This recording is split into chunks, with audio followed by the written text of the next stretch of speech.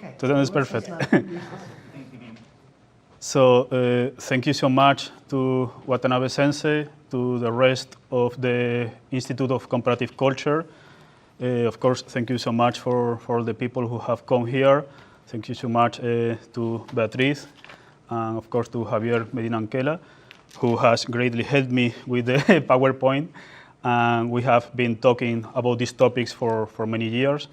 So it's a pleasure for me to be here at Sophia University. It's the first time I'm here at Sophia University, a very beautiful campus and nice people.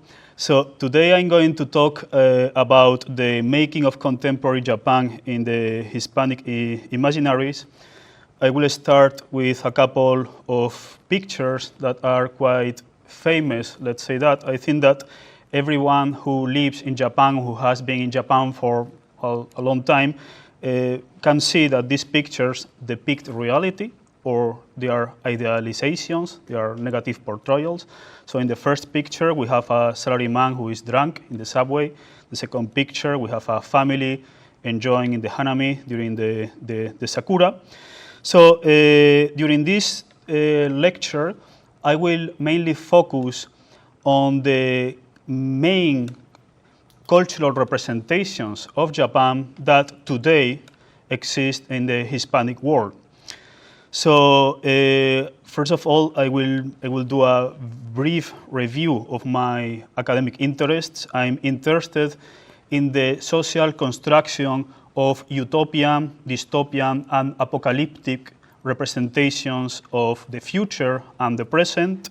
This book is not only about Bertrand Russell, but also about the whole 20th century, written along with Lino Camprovi. I have also recently co-edited this book about the debate between nature and nurture. So how do we know? So the knowledge that we have about things is made by or is able thanks to biological factors, psychological factors, cultural factors. How is the interplay between different factors, biological, psychological, cultural, and things like that. I'm also interested, this book is also very recent, it will be published in a couple of weeks, about the impact of cultural narratives, stories, codes, mainly disseminated by public intellectuals that can be YouTubers, can be TikTokers, can be powerful journalists, and so on today. So this is the general structure of the lecture. So in the beginning, I will talk about general epistemological considerations, such as how we know, the importance of cognitive biases, Orientalism, the global impact of Japanese culture after the Second World War, the dynamics of cultural diffusion, idealized representations of Japan, negative representations of Japan, a few social indicators, and conclusions. So the first, well, I have to clarify something, that this is an ongoing research, so I will be more than happy to receive your feedback to improve this research. So I have not published this research yet. I hope to write first a paper, later a book, but this is, I'm very slowly working on this, so your feedback will be more than appreciated. So in the beginning, let's say we people in the Hispanic world, many people have cultural representations about Japan, which is a form of knowledge. So the main question is, how do we know things in general? So the first consideration is that to know is to oversimplify. Knowledge can be sometimes compared to a map that wants to represent a territory. Of course, knowledge has more functions, but now I want to focus on this metaphor of the map and the territory. The territory is always infinitely complex, every territory. So even if we want to create the perfect map of Tokyo or the perfect map of a neighborhood, we oversimplify the territory. So there are so many things that we are going to live outside the map. But even so, maps are useful, because without maps, we would be unable to move. So we need maps, we can have functional lives, but we have to be aware that our knowledge of things is always an oversimplification of things, because reality is too complex and we don't even have the, let's say, the neurobiological capacity to understand everything that is going on.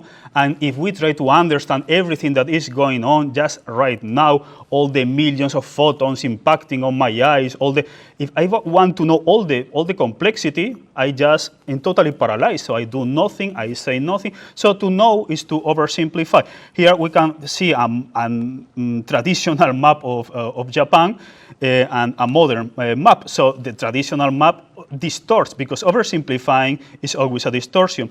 But there are matters of oversimplification. There are degrees of distorting things. So before focusing on some cultural mechanisms and some cultural factors behind the main collective representations of Japan in the Hispanic world, I want to focus first on some specific psychosocial mechanisms that all of us have. So they are called cognitive biases. They are very famous in social psychology. So first of all, the confirmation bias. The confirmation bias is the unconscious tendency that we have to pay attention or to search or to have more emotional impact on pieces of information that fit on our systems of belief. So let's say people who only read newspapers of his or her ideology. So racist people, they have a confirmation bias because they unconsciously pay attention to the cases that fit into their narrative, even if they are microscopic, even if they are distorted, and so on. So again, this is a tendency that all of us have. The cherry picking is also very interesting, because the cherry picking is sometimes it's not unconscious. The cherry picking can be strategic. So sometimes strategically we choose the pieces of information that fit into our narrative. So many journalists, politicians, religious leaders, influencers, they are in many occasions they have this tendency for cherry picking. The example here is, okay, let's see if we are going to talk about Japanese economy, and then I cherry pick the Nikkei index, and then it seems that the Japanese economy is growing and it's getting better and so on. But I can also do a cherry picking of, let's say, inflation or the exchange currency between the US dollar and the yen and so on. So I'm giving these examples, and later we will see how did they work in the making of the collective representations of Japan. So another important cognitive bias that is going to play a huge role in many cultural representations of Japan in the Hispanic world is the availability bias. The availability bias is the tendency that we have to judge very complex realities with the first piece of information that comes to our mind. So the most basic example is someone who is reading a newspaper and sees that an airplane has crashed and a lot of people has died. And then this person has an automatic fear of taking a flight, even if the statistics says that flights are safer than cars, motorbikes, even bikes, even normal bikes. But this person will have an unconscious tendency to judge a very complex reality with the first piece of information that comes to his or her mind, a piece of information that is not representative. So for instance, Singapore is a very safe place. But if I see a documentary about the last killings in Singapore, even if they are a microscopic minority in comparison to other places, I will have a tendency to believe that Singapore is a dangerous place, because this is how our psychology works, for the good or for the bad. The example here is a heading of a Spanish newspaper that says Japan is not a country for the elderly. The elderly, there are elderly who opt or who choose to go to prison because they are poor, because they have problems, and so on. So this is real. I mean, we will talk about this. The problem is this is a minority of the elderly, and people will judge the elderly in general in Japan, who are millions and millions of people, with the first piece of information thanks to the newspapers. The negativity bias. This is also a very interesting bias because it's deeply rooted on our, let's say, on our evolutionary story. We have a tendency towards negativity. Why? Because, for instance, if we are in a forest or if we are in a jungle, okay, let's say that there is one snake hidden in the forest. If there is a person who has a tendency to identify snakes, poisonous snakes, where there are no snakes, this person will be more anxious, will have more fear. His mental health will be poor, but at the same time will have a higher chance of surviving than other person who has a tendency to downplay poisonous snakes. Let's say, oh, the forest is very safe, there are no poisonous snakes. So the ancestors, this is the evolutionary hypothesis, of course, but the evolutionary hypothesis says that the ancestors that have a tendency to over-identify dangers, they had higher chances of survival. So we have this tendency for, let's say, in Buddhist terms, the first noble truth of Buddhism, the tendency towards negativity or suffering, insatisfaction, and so on. So the negativity bias means that we have a tendency to pay more attention to negative things. So negative things are going to have a bigger emotional and bigger cognitive impact than positive things, even if there are more positive things. Let's say in the room, but people will say, oh, but these people told me, or some kind of memory of his youth, or all kind of things. I mean, our psychologists playing tricks all the time. There is also the positivity bias. And there are people who say that at an unconscious level, we have a tendency for the positivity bias, and at a conscious level, we have a tendency to negativity bias. We are not going to enter into this debate. I will just say that the positivity bias is also real, and it's also dangerous, because if you don't identify dangers, if you downplay dangers because you are very optimistic, let's say, okay, I'm going to take a car, I'm going to drive very fast, even if I'm sleepy, I'm tired, but I'm a very optimistic person. So if you downplay dangers, you can put your life at risk or the life of other people at risk. So the positivity bias is also problematic. Say here, the heading of the newspaper says, 5 habits that Japanese people make on a daily basis, and those habits make them more happier, and you can imitate the Japanese to be happier, and so on. So we also have there are many cognitive biases, so I'm just going to focus on a very few bunch of these cognitive biases, because later we are going to see how they work in the creation, consolidation, dissemination of many cultural representations of Japan in the Hispanic world. So the halo effect means that we have a tendency to judge something very complex in a positive way just because one feature or one property is positive. So we have a tendency to judge, let's say, this is a joke, but my neighbor is a very nice person. He knows how to cook, and he knows how to repair cars, and he's a very beautiful person. So if I have to go to a surgery in the hospital, I would like my neighbor to do the surgery.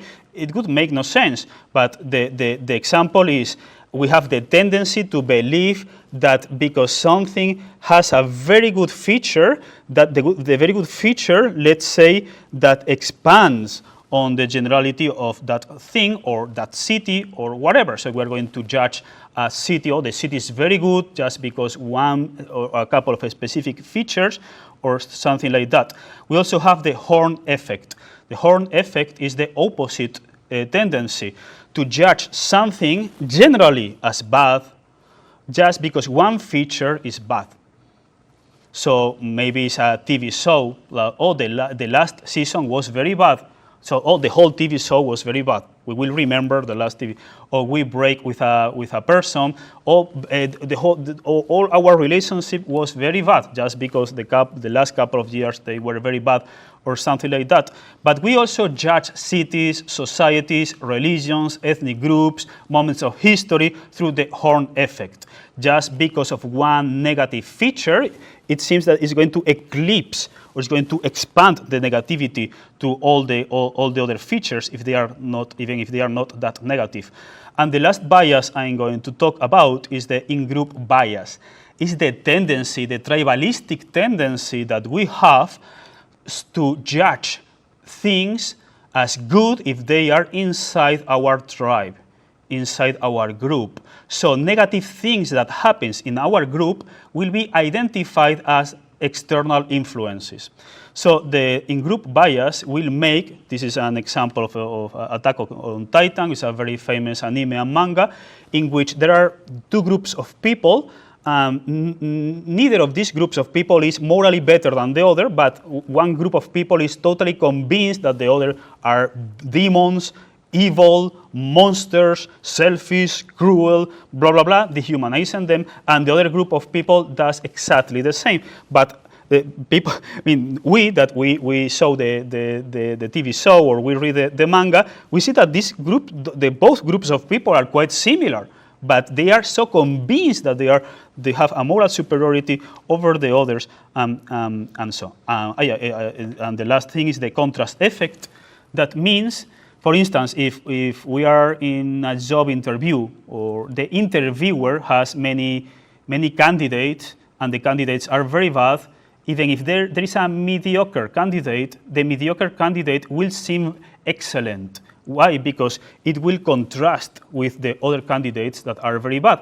So the contrast effect means that we have a tendency to pay a lot of more attention to things depending on the context. So, for instance, if here in Tokyo we see someone who is smoking on the street, it's going to have a bigger impact than if we see someone smoking in the street or throwing rubbish to the street in Spain, for instance. So the contrast is, again, is some kind of unconscious tendency. So now that we have seen that our, let's say, our psychology tricks us and our social dynamics can trick us in how we oversimplify complex things, because behind the cognitive biases, the idea is that they are some kind of mental shortcuts. So we have to act fast. We have to make decisions fast. We cannot think too much for many things. So those mental shortcuts, they can be very useful, but to judge very complex realities, they can be sometimes a bit of a disaster because we are going to totally distort them. So what is Orientalism? So Orientalism is a term that is very famous in sociology, cultural anthropology, and history. It has different meanings. It was created first to analyze how Western societies saw Islamic countries. But later, Orientalism is also applied to East Asia. So basically, Orientalism is the psychosocial and cultural frameworks through which Western people usually saw the Asia in general and East Asia in particular, and Japan even more specifically. No? So the interesting question is that for several centuries, the lens through which the Western world saw Japan, those lenses were limited to a very, very, very low number of sources.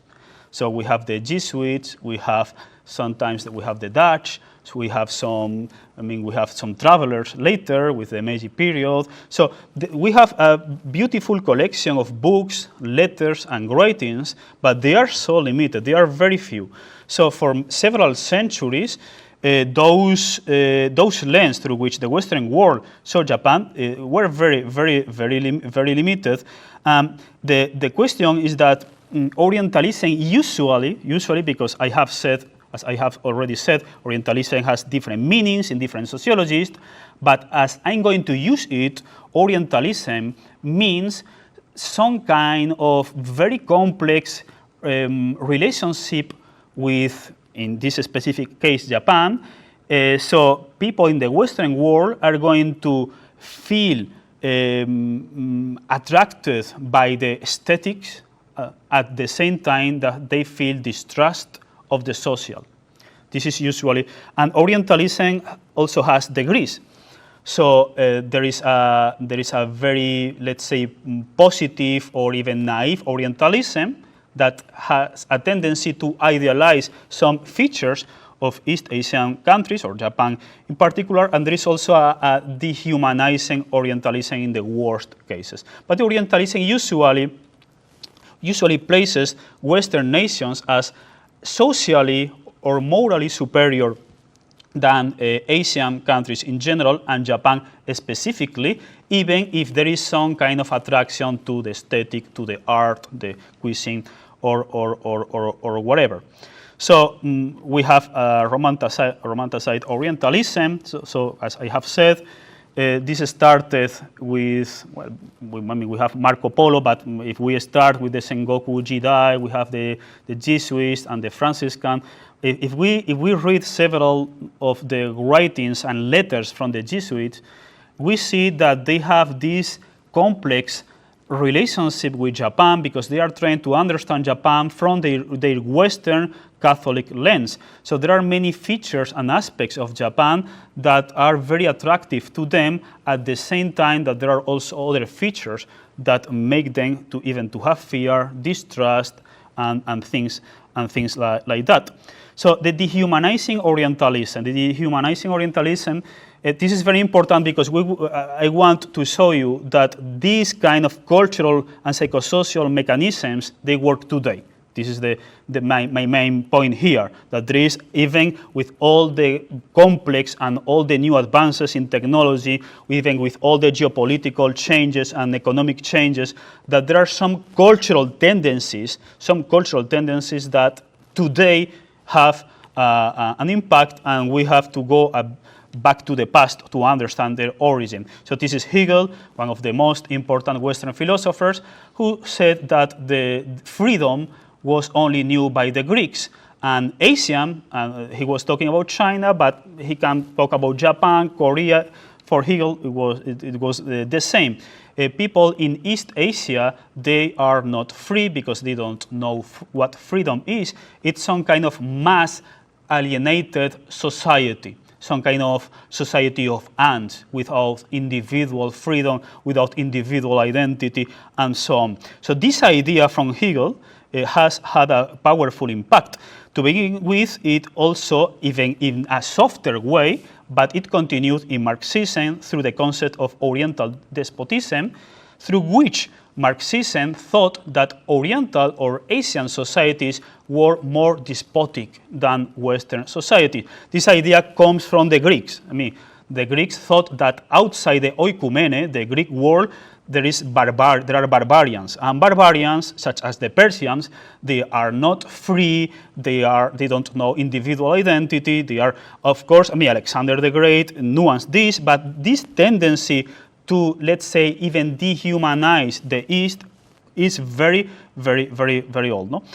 So dehumanizing Orientalism, sadly, was very famous and very present during the Second World War, in which the American government and a significant part of American society and other Western places, but if we focus on the United States, used a totally dehumanizing rhetoric to talk about the Japanese, and not only about Japanese soldiers, but also about Japanese civilians, Japanese women, the elderly, children. They were called yellow vermin, rats, dogs, and other dehumanizing terms.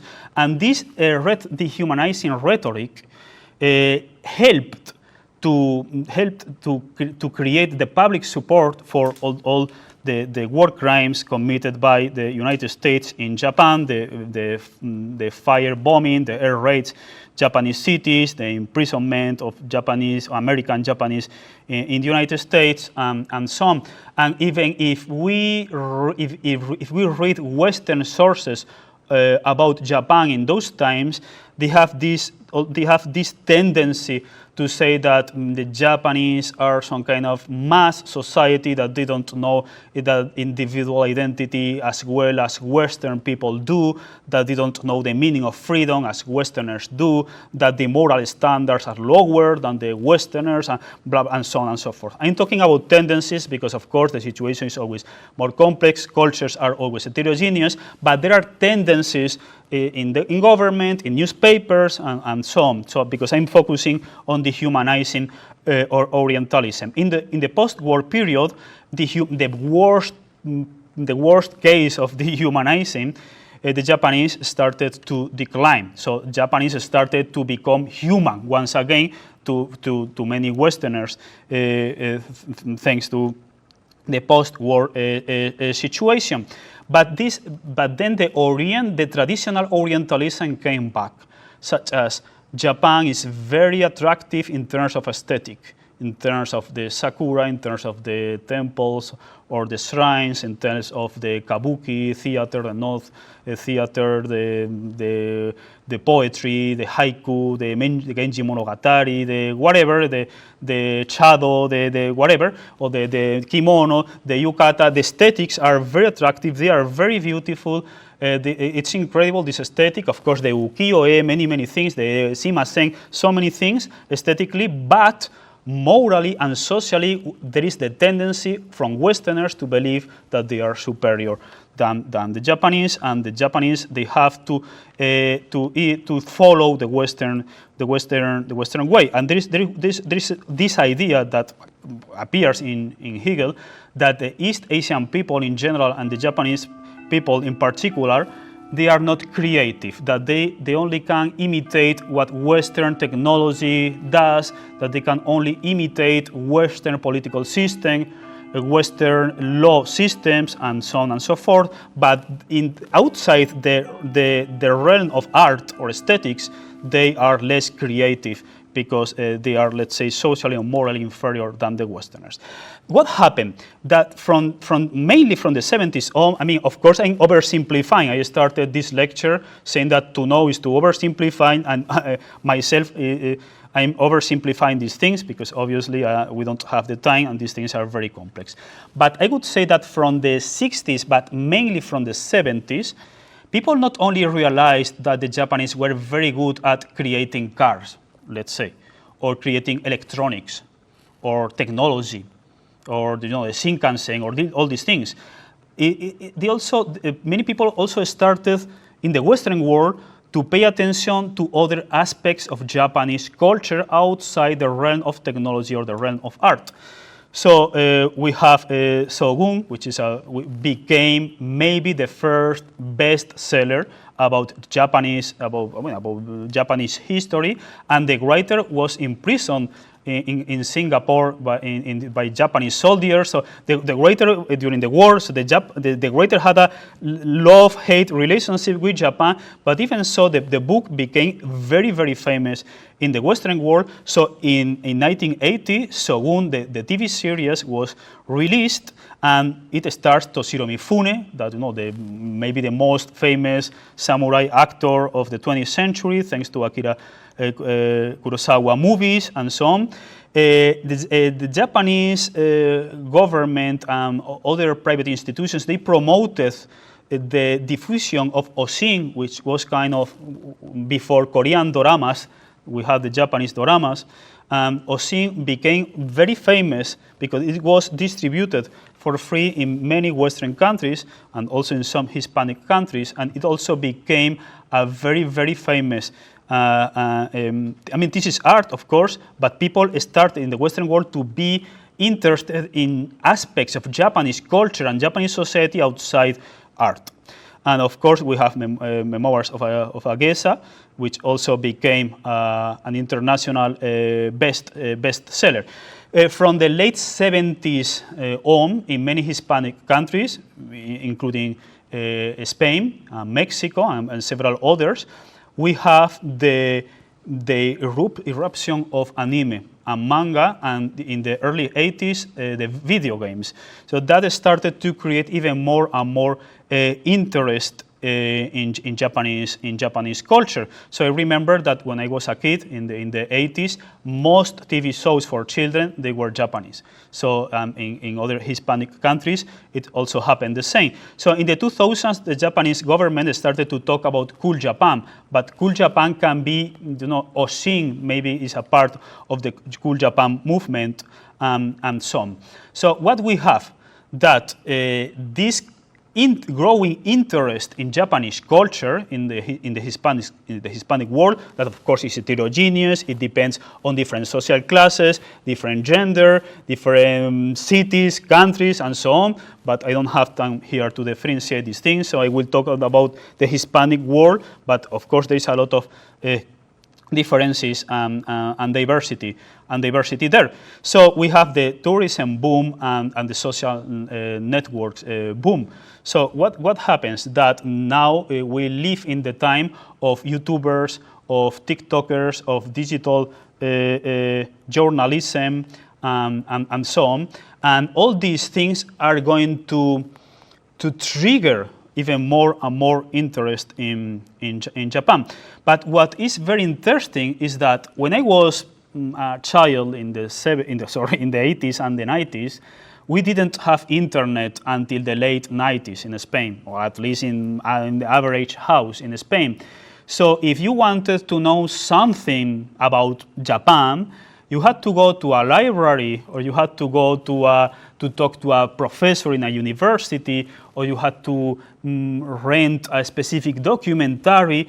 But today, we have more information about anything, Japan or whatever, than in any moment of history. So we have literally millions of websites about all kinds of things today. So the situation, the last 20 or 30 years, the cultural diffusion about all kinds of things and about Japan specifically has grown astronomically.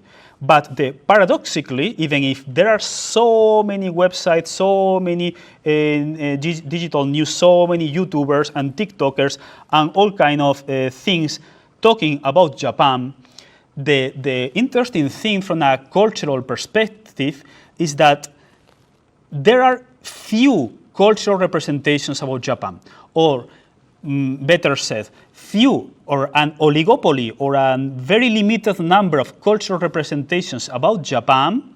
They have, let's say, the almost monopoly of cultural representations. What I mean, because this seems a bit confusing. There are thousands, hundreds of thousands, millions of digital websites and all kinds of things on the internet talking about Japan. But we don't, that diversity does not correlate with a diversity of cultural interpretations and representations about Japan. So there is a limited number of cultural representations are the most famous ones. There is an asymmetry. It's like music. Today, we can, thanks to the internet, we can search for heavy metal in Lithuania in the 70s. We can find all kinds of crazy things. We can try to search for unknown music from this small country during the 50s. This was impossible in the 90s. So today we have access to all kinds of music, but most people listen to very few musical bands. So this is the kind of disparity or asymmetry that I'm talking about.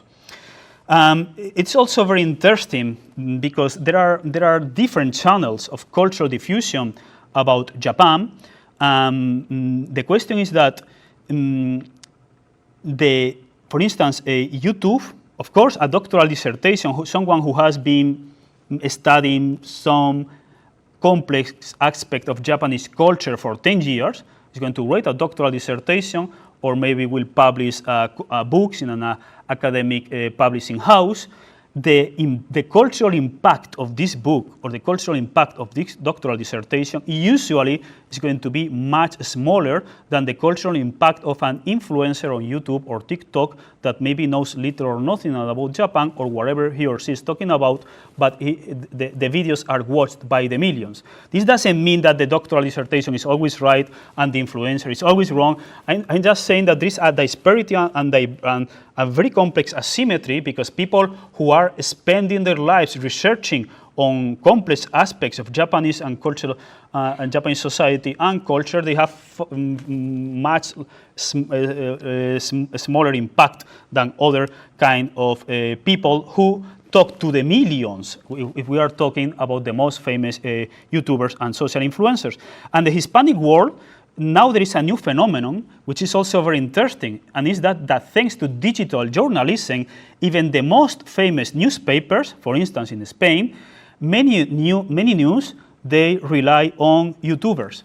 So the content of the news comes from a YouTube video from a YouTube influencer talking about Japan. So these things were unthinkable in the 90s, in the 80s, and so on. So, and we also, of course, we have this tendency that the negative news are going to have usually usually a bigger or a more powerful emotional or cognitive impact than positive things. No? So there is also another interesting phenomenon thanks to the internet, which is how algorithms work. So this is, for instance, the concept behind a filter bubble. What is a filter bubble? It means that if, depending on our preferences, YouTube or Amazon or whatever, Instagram or TikTok or whatever social media or the newspapers is going to show us news that the algorithm predicts that we are going to like. Do you remember the confirmation bias? So someone can read thousands of news about something without connection with other opinions. So all the news that this person is going to read usually are going to follow the same kind of ideological pattern, and not because there is some kind of master plan to control the minds. It's just the algorithm, how the algorithm works. This is a filter bubble, and we also have the concept of echo chamber. What is an echo chamber? It's a community, usually an online community now, in which people are never exposed to contrary opinions or opposite opinions are always depicted as cartoons, as caricatures. They are always totally intentionally distorted. So thanks to filter bubbles and echo chamber, people in online communities, they can have very strong opinions about all kinds of things in general and about Japan in particular, whether the opinions are positive or negative or whatever, and that many of those opinions are not only oversimplifications, and behind those oversimplifications we can find many cognitive biases. The situation is worse because thanks to the dynamics of social networks and how the algorithm works, they can believe or they can have the opinion or the psychological tendency to believe that their opinion is totally correct, that they are right about all these kind of things because they have watched so many documentaries about this, or they have read so many news about that, but thanks to these tricks of the algorithms.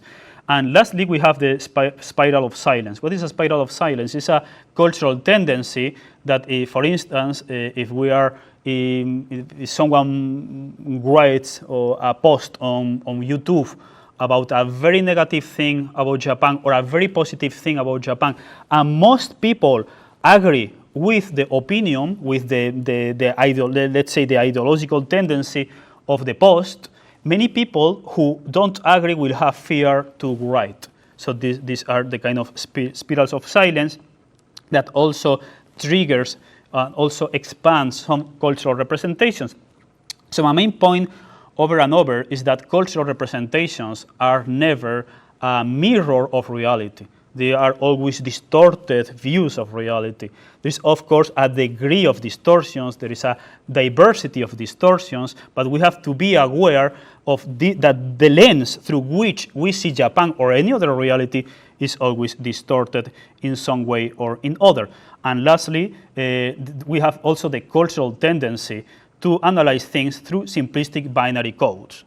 So extremely complex social and cultural realities will be reduced to simplistic binaries. the workplace in Japan, good or bad? Immigration, yes or not? Abortion, yes or not? Natality, yes or not? So all kind of complex things that needs a lot of nuances, that have a lot of diversity depending on different contexts. We have the tendency, again, because there are many people who don't fall into this, but we have the tendency to oversimplify those complex things through simplistic binaries. And of course, many politicians and many journalists, they take advantage of those binaries. So now we are going, the last part of my lecture, will focus on how these kind of psychosocial and cultural mechanisms work behind idealized representations of Japan and negative representations of Japan. So I will start with the idealized representations of Japan and pop culture. So many people believe, especially young people, believe that Japan is some kind of playground in which people are all the time happy, watching anime, playing video games, in cosplay, dancing, singing the Pokemon song, whatever. This seems like a joke, but many people, later they come here and they feel disappointed. Like, where is my anime? Oh, it's only in Akihabara, it's only in some places. Where are my video games? Oh, well, now you have to work for 8 or 9 hours, and later you can play video games if you want. So they have this tendency to idealize the things that they like, and just to downplay the things that they don't like. Or Japan spirituality, no? From Zen and Ikebana or Wabi Sabi or Mono no Aguare, all behind all these beautiful moral and aesthetic ideals, they live together with capitalist consumerism. People buying a new iPhone every 6 months or every year, even if the iPhone works perfectly. People buying things that they don't need and things like that. So many people feel disappointed, because where is the spirituality? Oh, it's here, it's there, but there are many places in which, let's say, this spirituality or these traditions don't exist or are downplayed, or there are other cultural mechanisms. And there is also the aesthetic duality. So many people they have the tendency to believe that Japan is all the time, beauty, minimalism, or Shibui, Yugen. Later they see the electric wires in the cities or the neons, and they feel disappointed.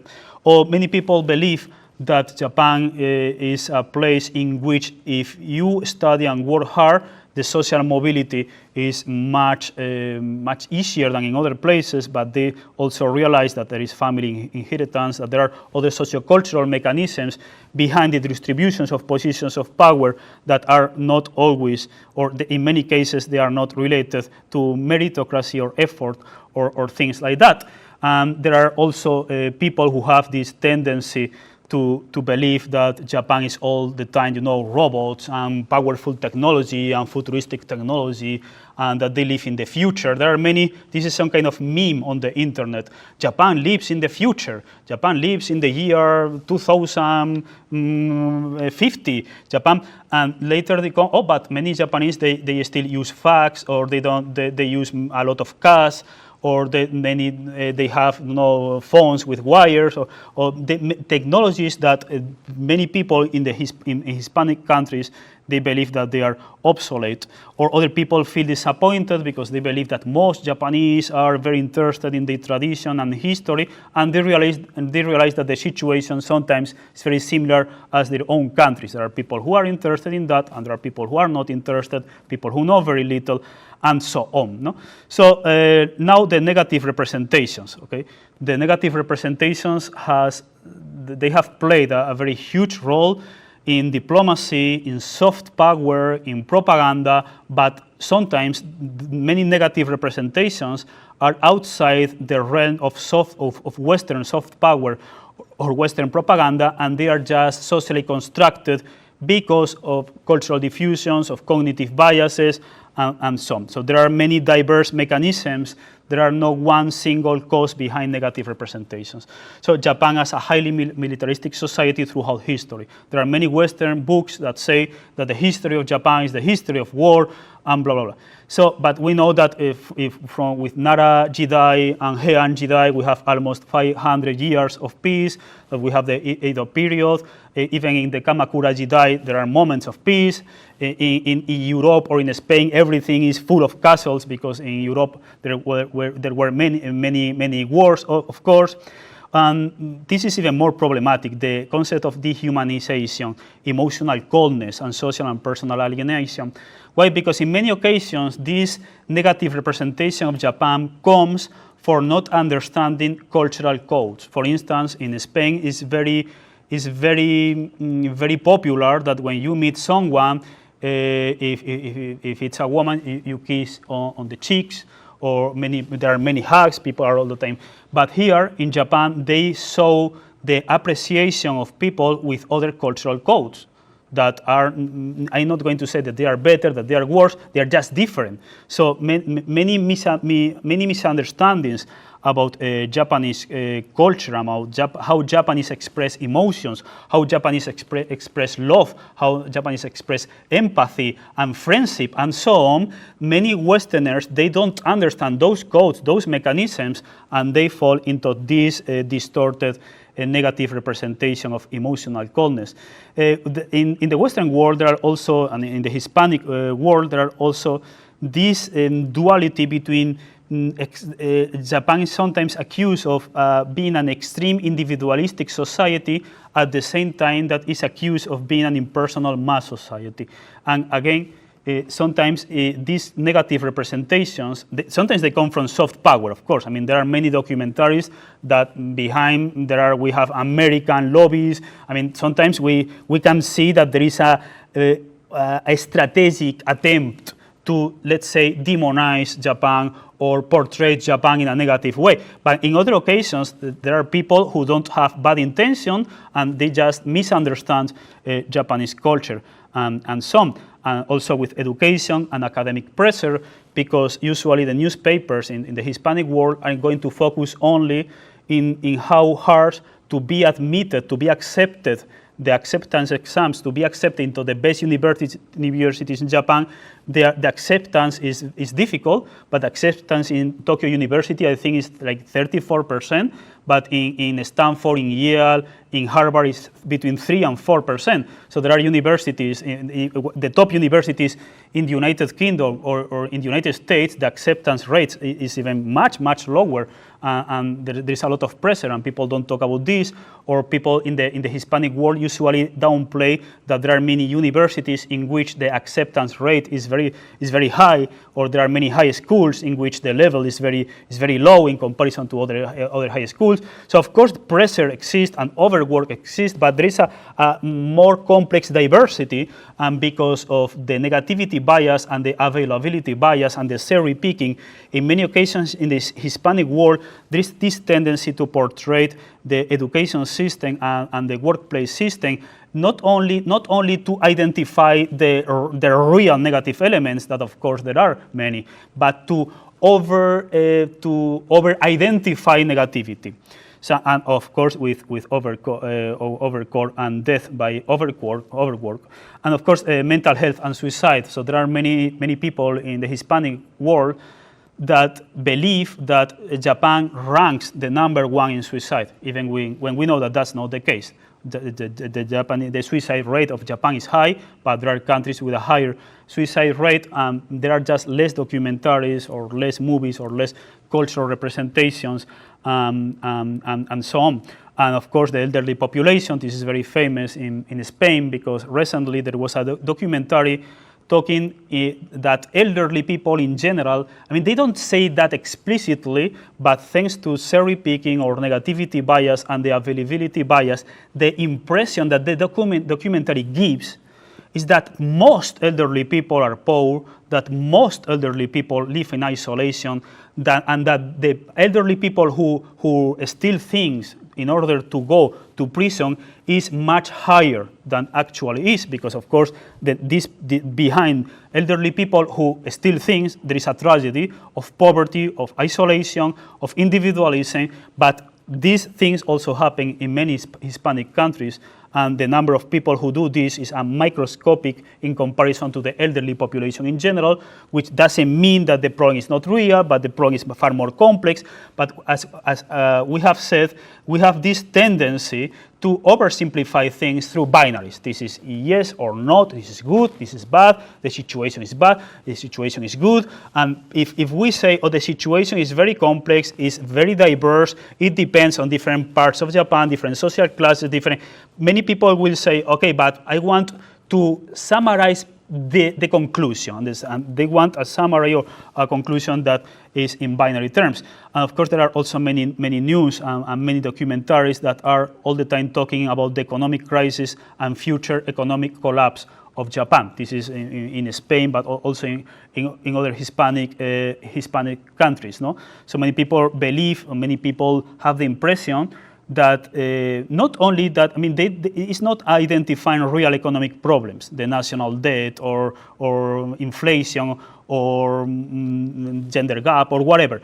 It's about over-identifying problems or over-exaggerating the problems at the same time that they don't play their own economic problems and some. And we will see how some data put into context many of these cultural representations, whether they are naive or positive, or whether they are negative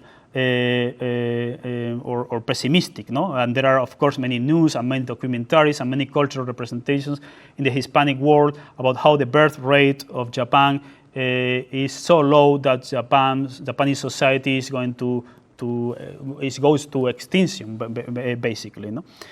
So I will talk. Well, basically, I mean, I want to finish. Yeah, I want to finish very soon. I promise, like in five minutes. Basically, there are many YouTubers, or I will focus more on YouTube because although maybe TikTok is the consumption of TikTok videos about Japan is higher than YouTube. They are very short, and when people usually want to go deeper, they go to YouTube. No, so these YouTubers are very interesting because they talk about all kind of topics, video games, personal experiences, whatever. But the videos here are ordered by the number of visits. So the videos that are more popular. The videos are more popular. Okay, so in Japatonic, the video that is more popular is about prostitution, and the next video is about poverty. This is the poorest city and the most dangerous city in Japan. Talking about the Yakuza and the Japanese mafia, all the evils of the night in Tokyo, homeless people. Here it says Japanese people are incompetent and hypocrites, and it's very interesting because I mean this YouTuber, when you watch his videos, he's far more nuanced. So there are many clickbaits. Clickbait is some kind of oversimplified message, so people click on the video, but later when you watch the video, it's more nuanced, and even the video contradicts sometimes the clickbait. The question is not that they are all the time oversimplifying things, because many of these YouTubers, they have videos that are good. Of course, there are other videos that are too simplistic, but there are videos that are very good, very interesting. But the clickbait, the title, usually is an oversimplification that attracts people. So the question is that there are, let's say, hundreds of videos, and people are more interested in the negative things: homelessness, prostitution, poverty, violence, and things like that. Okay, this is another important YouTuber, and we see here harassment. Japan rejects me because I'm a foreigner. Perversion in Japan. We hate Japan. Okay. Children who are forgotten or forsaken, or things like that. Again, there are videos. I mean, when you click the video, in many occasions is far more nuanced. There are videos that portray Japan in a very positive way, but the most popular videos, ordered by millions or hundreds of thousands of visits, so this is the tendency towards negativity that we were talking about, okay? This is another example of a famous YouTube channel. There are, like, let's say, like, more things that we hate about Japan. Why a Hispanic person will never have a Japanese friend? Will never have. Things like that, okay? Like, why they discriminate us. So again, these people have a lot of videos. I mean, this specific YouTube channel is far more negative. It focuses on the negative side, exaggerating many things and so on. But in any case, even in this YouTube channel, there are other videos, but the most popular videos are the negative ones. This is the most popular podcast on YouTube at least in Spain, and one of the most popular podcasts in the Hispanic world, the Wild Project. And the most viewed, the videos with the biggest number of views are usually all the time about negative things of Japan, perversion in Japan. There are things that I not even translate. There are things that you can use your imagination, but but all the time, Japanese mafia and homelessness and racism and over and over. And of course, if you are a Westerner, you will never have a Japanese friend and blah blah blah blah. So, and Nekojita Blog is also a very famous YouTube channel, and they have many videos. They are not like Kira Sensei. I mean, they have many videos talking about negative things of Japan, but also positive things of Japan. They want to be neutral. They want to be objective. They can be right. They can be wrong sometimes. Like, we can be right or wrong. But the question is that many of the most viewed videos are about negative things. Okay, so this is the. But there are also YouTube channels, to honor truth, that are neither let's say idealizing things nor portraying things in a negative way, but just about like Kimono Mom in Japan. There are many in the Hispanic world, in Colombia, in Mexico, in Ecuador, in Spain, in Guatemala. There are many YouTube channels talking. There are Hispanic people who are living in Japan, and they talk about their daily lives. So they don't want to analyze Japanese Yakuza destroyed my life or things like that. They are just talking about daily life in Japan, and they have millions. They have millions of views. Okay, and of course there are many memes on this idealization about Japan. Japan's live in the future. You are not going to believe that Japanese technology of bottles. It's incredible. It comes from the far future, and so on. So this is some kind of meme. Meme in the sense of Richard Dawkins or Daniel Dennett, some kind of cultural representations that becomes viral. So very negative portrayals of Japan. They live together with positive portrayals.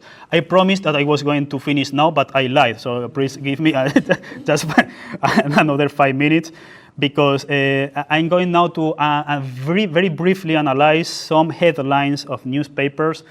Okay, Japanese elderly still, in order to go to prison, in order to escape from poverty and isolation. It's not that some elderly people do this. The headline implies that elderly people in general, they are stealing things and they go to prison in general. Why? Because a nuanced truth about the complexity of this thing is not a very good clickbait, because the negativity bias, because the availability bias. I'm not saying that there is always one monocausal, one-dimensional explanation behind negative or positive portrayals of Japan. This is a multi-dimensional problem, and in some occasions there is propaganda, in some occasions there is cultural misunderstanding. There are all kind of mechanisms. But regardless of the mechanisms, we see that at the several, or because of course, I mean, I cannot exhaust this complexity. So I'm just, let's say, giving you an example of one of the most famous cultural representations of Japan from digital newspapers, physical newspapers, and YouTubers that usually have a tendency towards the negativity portrayals or the naive or idealized portrayals. Okay, this is another funny thing, but it became very famous in Spain. Every Japanese will have Sato as a family name in the year 2531. According to one studio, all the Japanese are going to become Sato. This seems like kind of joke, but this is a famous newspaper. Or Japanese men, or the Japanese men who prefer waifu, virtual girlfriends, rather than having sex. So these problems are true. I mean, I'm not saying behind all these headlines there is a real problem. It's not. It's like I started this talk talking about the map and the territory, but a map can over-exaggerate or can dimension one features of the territory, and other features of the territory are going to disappear or going to be downplayed or totally distorted in the map. So this is the question. The question is not that they are total lies, no, they are distorted mirrors or distorted lens through which many people in the Hispanic world see Japan. And I'm not claiming that we can have a direct and absolute access to the complexity of Japan. That's impossible. The only thing, well, this is the conclusion. I don't want to spoil the conclusion. So this is the way that Japan fights against karoshi, the epidemics of deaths because of overwork. Japan could be the first country that is going to extinguish because of low fertility rates. And then Japanese economy, it seems, according to all this news, that Japan is about to collapse, maybe tomorrow, maybe next week, maybe next year. But there are news that also became famous in Spain and Mexico and other Hispanic countries about radioactive cat. This was surreal. This was news that comes from dreams, from the realm of dreams. But it also became very, very famous. People were, some of my friends, have you heard that there is a radioactive cat in Japan? Now we have the Yakuza, the radioactive cat, so many kawaii. So we have so many things, and of course about suicide and so on. So now I promise that this is the real end. These are some indicators that limit or put into context some of the cultural representations that we have talked about. I need to give a clarification, and is that these figures, these numbers, they come from different sources. So I have paid attention to the World Economic Bank, I have come to the government official numbers. But even so, sometimes we have to be skeptical with numbers because there are different ways of measuring those numbers and so on. So even those numbers are not a direct mirror of reality, okay? But in any case, I have tried my best to put some numbers that depict some features of Japan in a more or less objective way. So this is the life expectancy of Japan. Of course, for instance, Spain and Japan, they both have a very high life expectancy. But both Spain and Japan, they have problems of depression and anxiety. Spain last year was the country with the highest consumption rate of anxiety medicines.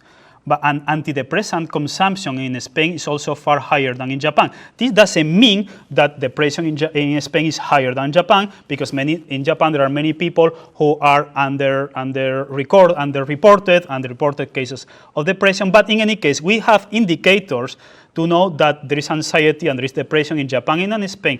But if the problem were so horrible, the life expectancy would be difficult to explain. Let's say the life expectancy would be lower. I have compared Japan and Spain and Mexico Mexico is the biggest country in the Hispanic world, and it has a population similar to Japan. And in the United States, there are millions of people many Hispanics in the United States, and so on. The homicide rate of Japan is the lowest in the world if we don't focus on microstates. So if we focus on, let's say, normal states, normal countries with several cities and so on, Japan has the lowest homicide rate in the world. And even so, I mean, these figures, sometimes they are contested because maybe the homicide rate of Mexico could be higher. But why? Because of the narco, there are people who are missing and there are people who are dead. Or in Japan, there are people who were killed and they were reported as suicide. This is difficult to measure. But even so, we see that some of the numbers, they put into context on some cultural representations. So, for instance, the female, the homicides of women in Japan, it's very low. It's extremely low, which means that gender problems in Japan, there can be gender problems are heterogeneous, because many people have a tendency to believe that sexism or gender discrimination is going to directly correlate with violence against women, homicides of women, and so on. But there are countries in which they are very low in the gender ranking, the gender equality ranking, but at the same time, women, on average, they suffer far less violence and far less homicides than in other places, and so on. So the question always with these things is that the territory is more complex. Territory is always more complex. The burglary rate in Japan, of course, is very low. So if there were so many problems of poverty and so on, so again, with these numbers don't downplay, let's say, the negative news about Japan or the positive news about Japan. What I think that these numbers, even if sometimes we are skeptical in the sense that maybe we have to correct some numbers here and there, they correct at least a bit some cultural representations. So the incarceration rate in Spain or in many Hispanic worlds, there are many news that the Japanese incarceration system is very brutal because people go to prison without proofs, or there are so many elderly who go to prison. And Japan has both in absolute and relative terms has the highest elderly population of the world. But at the same time, the incarceration rate of Japan is the lowest in the world among the industrialized nations. So that means that the problems are real, but they are over-exaggerated, or they are distorted, or there is a cherry picking, or there is availability bias when they talk about the crime rate in Japan and the elderly going to prison, or the yakuza, or whatever. The unemployment rate of Japan is also very low, and in Spain it is higher than the official the official figures. And the number of hours, the number of worked hours is also difficult to measure. According to the OCDE, Japan and Spain they have similar hours, on average worked hours every year, but it's difficult because in Spain there are many people who are working without a contract. And in Japan there are many people who are working extra hours and that are not recorded. So it's difficult. What I mean is that it's difficult for us that we analyze these complexities, but sometimes when we read newspapers and we watch the YouTubers, it seems so simple, it seems so easy. So all my lecture is a call for, let's say, skepticism to say, okay, the territory is always more complex. We should be more patient before having a strong opinion about any of these complex topics, whether it's positive or negative or whatever. Or the birth and fertility rate in 2024 in Spain, the fertility rate of Spain is higher, but until 2022 it was even lower than in Japan. That doesn't mean that this is not a problem. There is a problem. There is a huge problem here.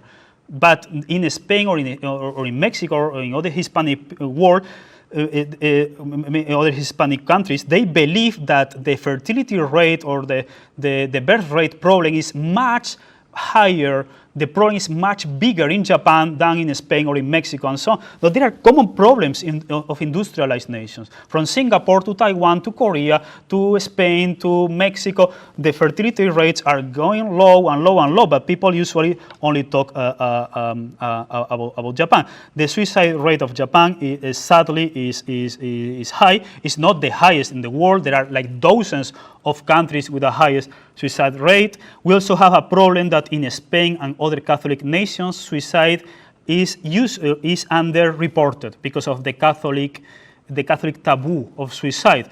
So because in the past, people who committed suicide in Catholic nations, they were not buried in a Catholic funeral. They thought that they were going to hell. So there is some kind of taboo. So many people who commit suicide in Spain, they're going to be reported as natural accidents and things like that. But even so, likelihood the Japan suicide rate is higher, but it's not the highest in the world. Again, this doesn't mean that there is not a problem. There is a huge problem. There's a huge problem and dark problem here.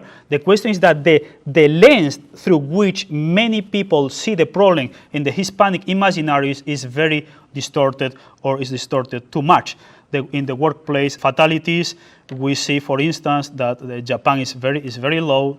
In Spain, there are more people who die at the workplace and so on. This is not the same as karoshi. It's just dying directly because they have an accident or because of whatever. So the legal definition of karoshi and workplace fatality is different, but even so, I think that they put in these numbers into context, and of course the prevalence of drug use or dysfunctional families or things like that.